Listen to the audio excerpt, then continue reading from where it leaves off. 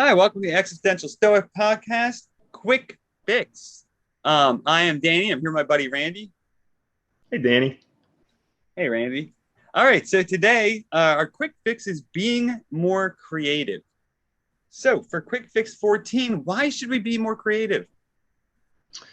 Well, the world is our oyster, and everything in it was created by people no smarter than we were. But there are some things in it where we just say, wow, and maybe you want to do stuff like that. And so by being more creative, it allows you to really contribute to the world. I like that, right? Why not make a pearl, as they say? Hmm. It is Exactly. true. I think that's a great point. We often forget that most of the great, interesting, creations and these creative like insights were done by people just like us. So why not give it a shot? Why not try? Why not participate? But to do that, we need to be more creative. So this week, Hmm. like always, for our quick fix, each of us came up with a few tips, right, to be more Hmm. creative. So since it's my week, I'm going to start. Um, Hmm. so for my first one, I have read.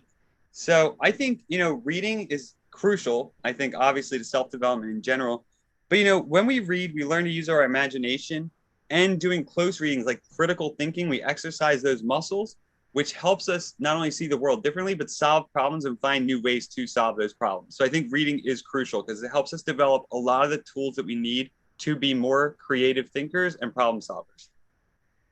Yeah, and I mean, I can tell from experience over the past year reading a ton of books, it definitely it allows you to link up so many different ideas that you couldn't see before. And just your exposure to ideas from reading is a lot larger than the ideas you would get exposed to from just say like watching Netflix. Yeah, and I'm glad you mentioned that too about connecting ideas, right? Once you start to realize the connections between all the things you're reading, doing, that's really when the creative muscles I think really get start to go. It's amazing how fast you start to see new connections and new ideas and new things, new possibilities.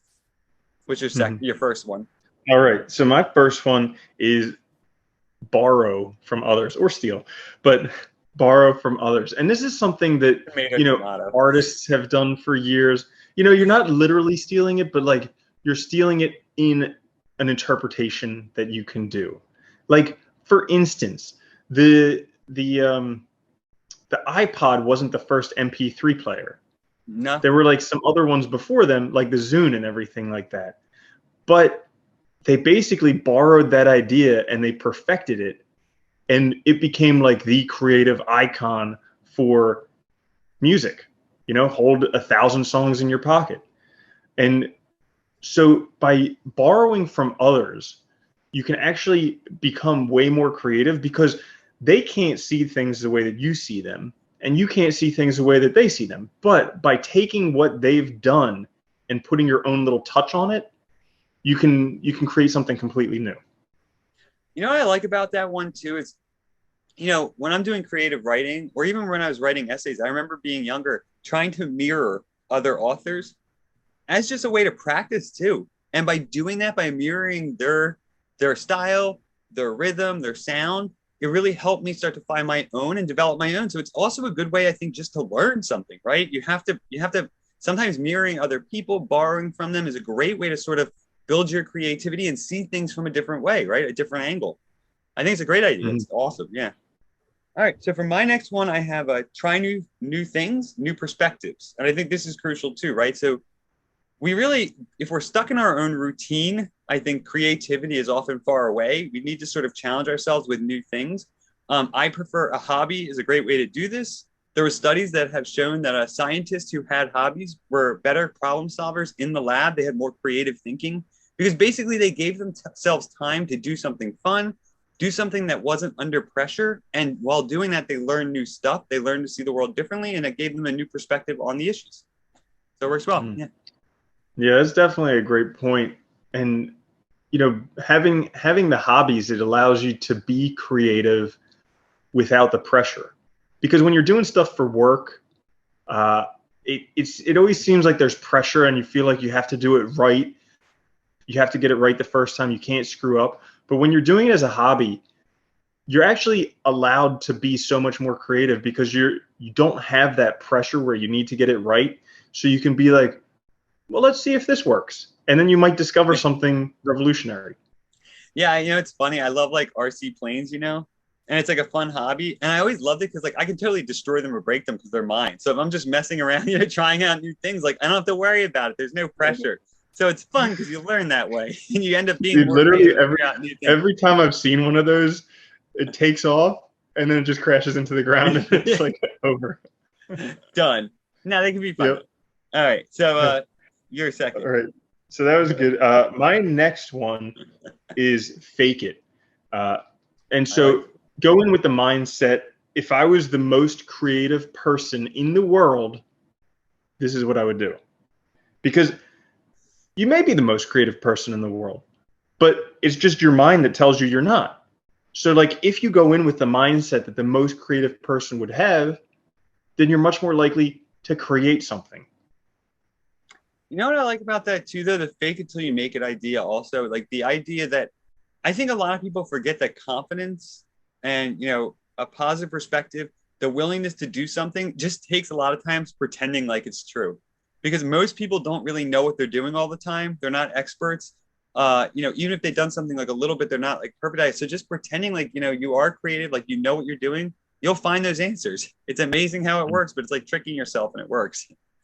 It's that, artificial confidence, maybe you could call it, right? Make it sound better. I don't know. I like that one. That's a great one, though. My last one's pretty easy. It's right. I think, getting ideas down, brainstorming is a great way just to get the creative muscles going and also just to think of new things. Because a lot of times I think, when we're out, we might have ideas, but we forget to write it down. We forget about it. We don't really explore all the possibilities. We don't go into depth with it and we miss something. So I think for creativity, I think writing things down is crucial. I can't tell you how many things I've lost because I didn't write it down, and I was so mad at the outset when I had the idea. Yeah, mixing pencil with paper, pen and paper, it does make a huge difference. Like writing down ideas that you have, like you were saying, because if you don't write them down in the moment, they're going to disappear. And then just being able to continue with those ideas, to actually hash them out on paper, that definitely helps. So my last one would be listen to your inner voice. Oh, I can't tell you how many great creative ideas I've come up with while I'm meditating.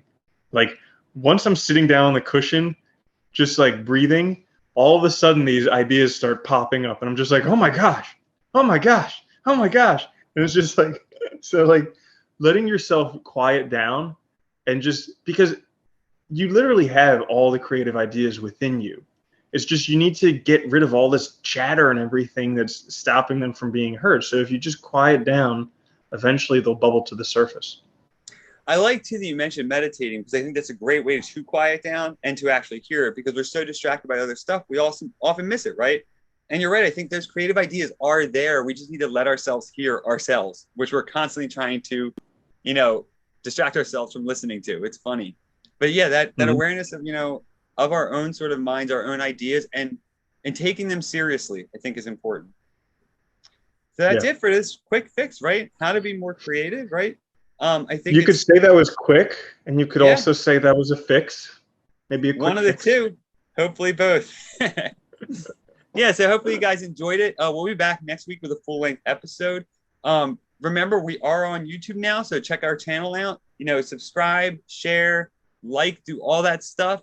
We're also available wherever you get your podcasts. Obviously, keep listening. We enjoy it. And we'll be back next week with another full-length episode and another quick fix. Later, Andy. Later, Danny.